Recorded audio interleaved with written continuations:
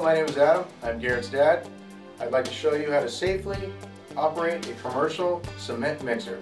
Safety is always a key part in driving a commercial vehicle. You always want to do a pre-trip. I've driven commercial vehicles for 15 years. I've been doing this for about 10, and I cannot stress to you enough how important safety is.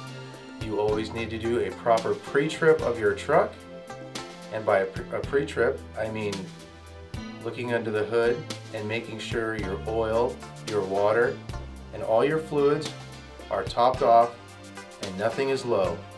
As of that, you want to make sure everything is connected, all your linkage, all your steering columns, and everything works well. After you check your engine, you want to check your lights. You want to make sure all your lights work and all your turn signals, every signal indicator that you have. And also another thing to do is make sure your headlights work. Your headlights are very important because you can flash them on and off if somebody's coming at you, because in a commercial vehicle you might not have room to stop. Now I'm going to show you how to do a pre-trip on a commercial vehicle to make sure everything is safe on your vehicle. First thing I'm going to do is I'm going to pop the hood. When I pop the hood, I'm looking for everything that would leak, as in oil, radiator fluid, engine, anything. If the engine's leaking, you got to take it to a shop and get it fixed. I just want to make sure everything is full. I also want to check my steering fluid, my power steering fluid, to make sure that's full. And also, after I'm done with the engine, I'm going to hop in the cab and I'm going to turn on all of my lights to make sure all my lights work. This is for the four-ways, which are the blinkers. This right here is for your clearance lights on top, as well as for your headlights in the front. And also, when I hop in,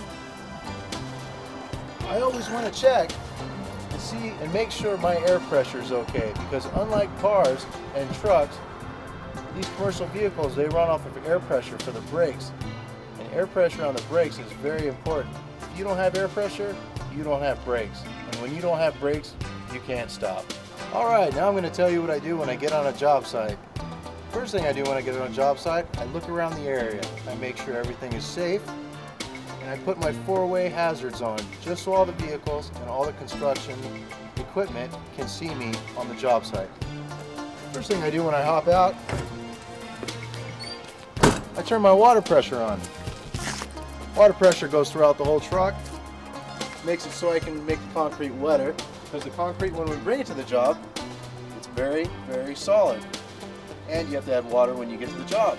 So I come back here, unlock the hose latch. The hose latch will automatically let me open the valve.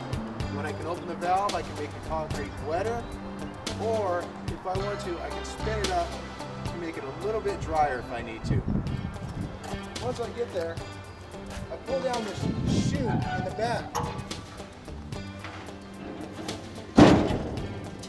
The chute in the back is what the concrete comes out of. Whether you go to a boom pump job or a trailer pump, that's an easy job.